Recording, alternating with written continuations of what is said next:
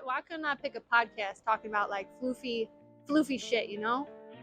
Like talking about rainbows and sunshine.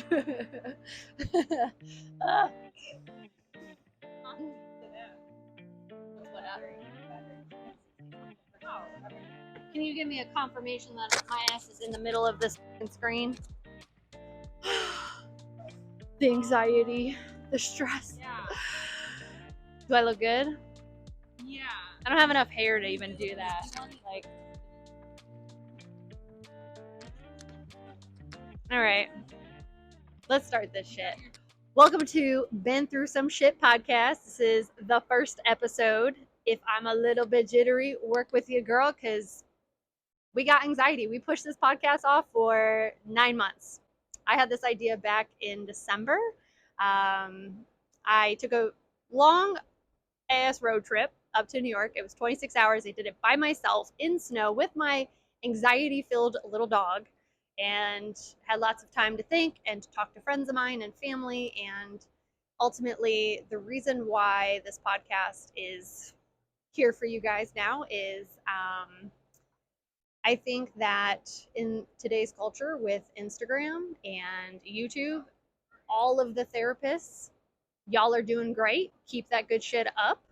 Y'all have helped me out, but I don't think everybody needs the here's what narcissism is, here's what attachment styles are, right? Like, at the end of the day, we've all been through some shit, and looking into why we feel the way we do, what's been presented to us, because nobody in this world is ever going to experience what you experience.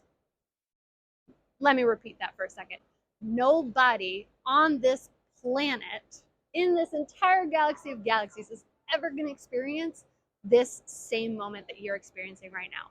Me doing this podcast, I'm sure there's plenty of other people who have started podcasts and had the same anxiety that I have and all of those things, but this is my experience. This is my experience being shared with you, which is why I started this podcast, because again, we've all been through some shit. I've been through some shit, and sharing my story and the things that I've gone through has contributed to so many of friends and family that not only can resonate with my story, but also take something away with it, right?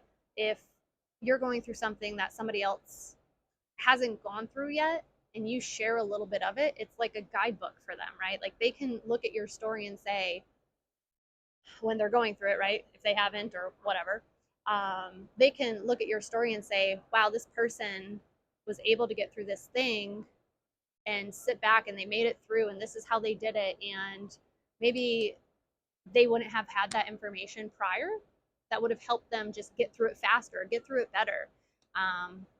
One thing that was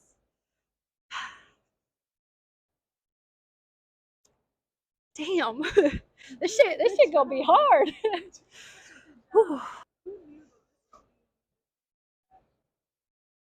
Yeah. All right. Fan it out. Normally it isn't this hard for me to talk about my dad, but this is a beautiful moment, and I'm super grateful to finally be putting this out into the world. Oh, now that I've gotten my shit together. So one thing that contributed a lot to my story and everything leading up to this point is when I was 15, my parents sat me down after a awesome trip to New York, where I'm originally from, visiting my friends from my childhood. And they sat me down on the couch and said, shit, honestly, I don't even remember exactly what they said, but they told me that my dad had cancer, right? And beyond that, couldn't tell you a damn thing. I remember us just sitting there and not really sure how to process it or what to process, and what's the next conversation you have. And since that point,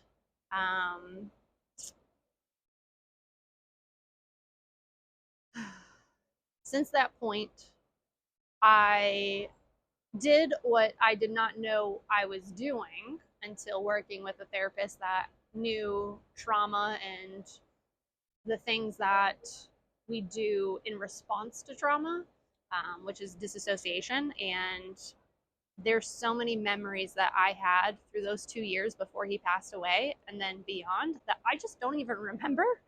My coping mechanism as a teenager was avoid, avoid, avoid, avoid. I wasn't home. I was with friends. It was like pretending everything was okay, knowing it really wasn't. And going home meant I had to deal with that, right?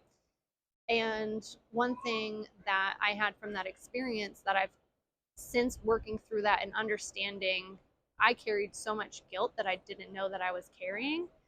And working through that with my therapist ended up determining that we should be sharing this shit with each other. We should be sharing grief with each other. Shit's hard. Thanks. I guess I'm overdue for a cry because it's been a hot minute. So one thing I learned through just avoiding my dad's cancer, avoiding any conversations around it with my family, and not necessarily intentionally. This is something subconsciously that I was doing because I had no other way. I didn't know how else to cope with this, and that was my trauma response, right?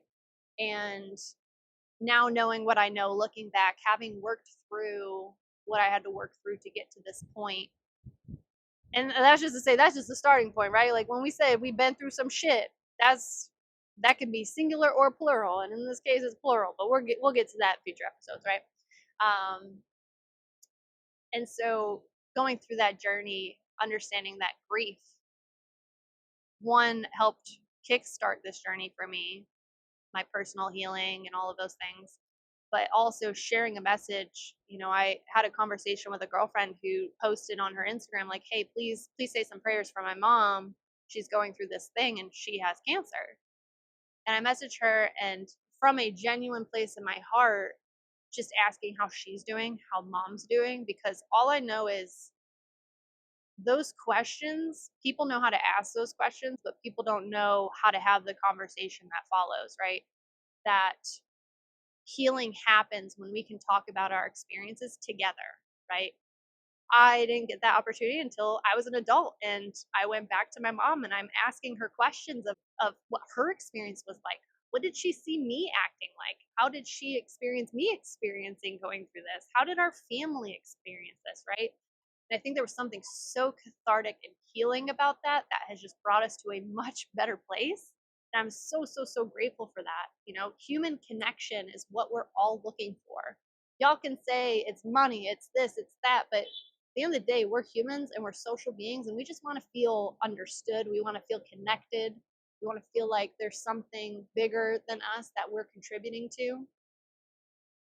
So that alone, just going through that experience of understanding how to actually go through grief, like, cool, it's helpful to know what is it, 7 stages of grief are, but how do you actually go through that, and can you talk about that with other people and share that experience and connect with those people and feel connected and be able to let it go and move forward. Not that you're letting go of the memory, but you're letting go of the emotions that hold you hostage after going through them, right?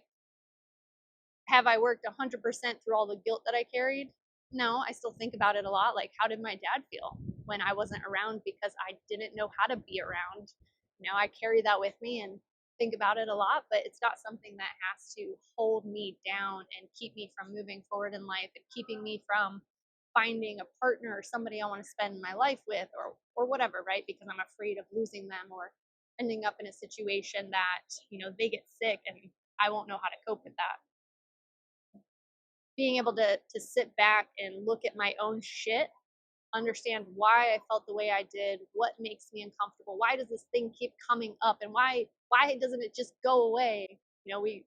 We numb ourselves with alcohol and drugs, and even people take exercise to the next level and it becomes an addictive habit. And we're trying to numb ourselves with these things to avoid working through our shit. And the sad thing is, we've all been through some shit. I don't care who you are, where you came from. I've worked with high schoolers from different ranges, from low socioeconomic to private school, Catholic school, right? Like, I've seen so many different walks of life, and I've had conversations with so many different people, different experiences everybody's gone through, and the common denominator is life ain't easy.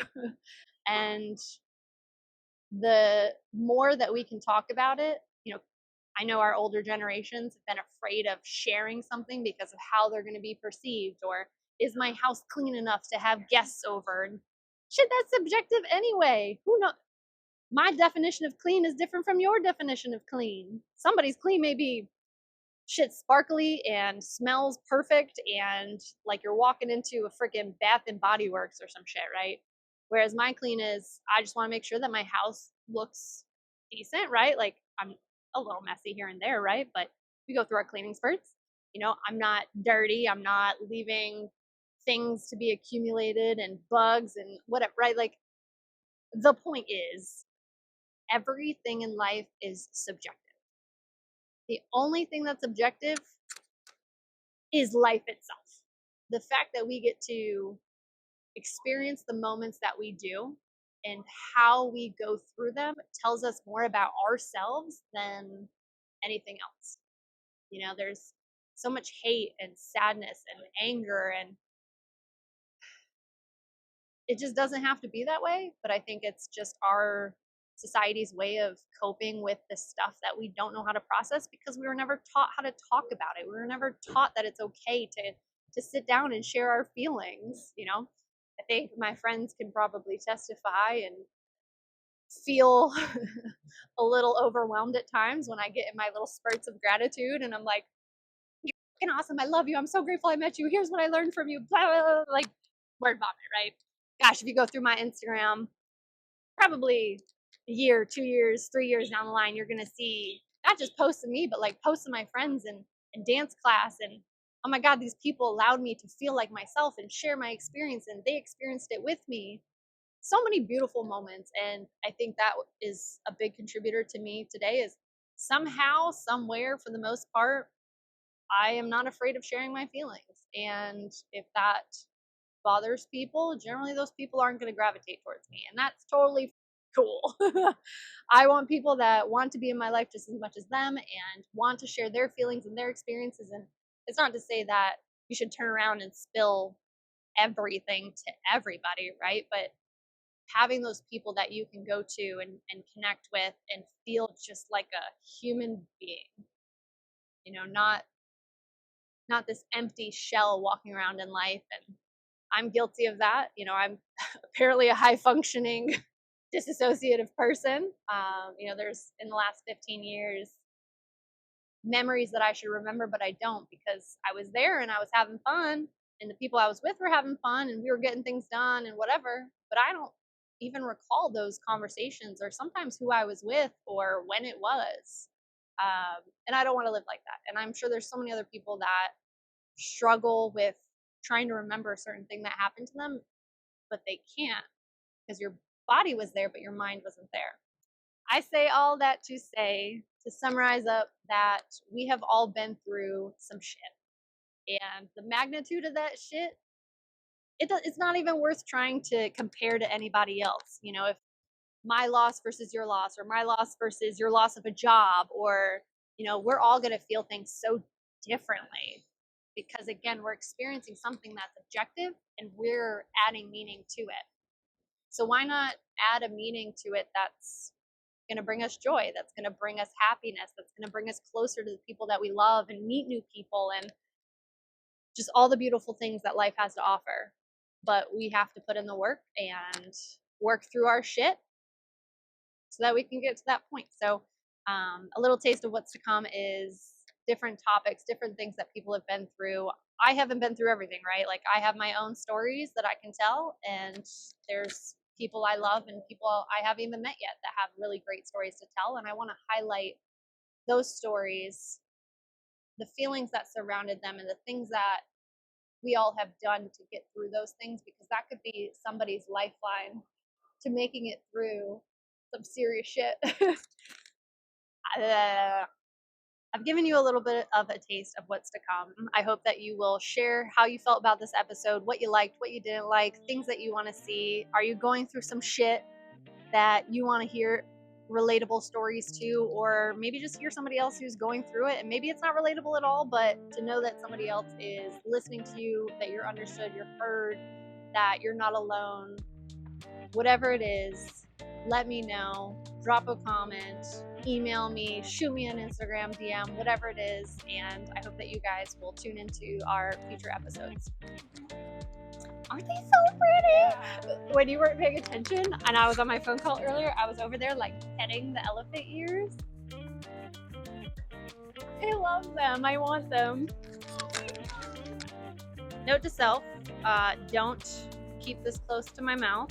Little tiny microphone. Look how cute it is. Listen, there was a very specific reason I bought this microphone, because it's tiny and adorable. This is what it's like inside my brain on a regular basis. Listen, if you want to be in it, just let me know. I'll bust out the other mic for you. It comes with two. The handy guy. I would turn this camera around to give Rebecca a shout out, but then I fuck up the shot. Damn it, I shouldn't be swearing. Wow, it's called been through some shit, right? Hey, your shit looks really good, little girl. Can I have a bite? You see that? It's like a giant sundae. Like Kit Kats. Oh, yeah. Their ice cream's so sweet. Okay, focus. Shout out to Rebecca behind the scenes helping me work my way through this.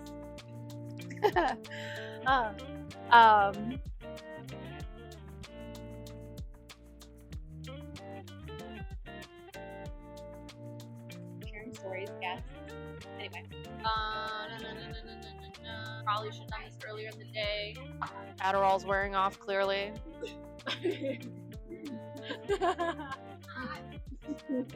Alright. Bada bing, bada boom. Goddamn.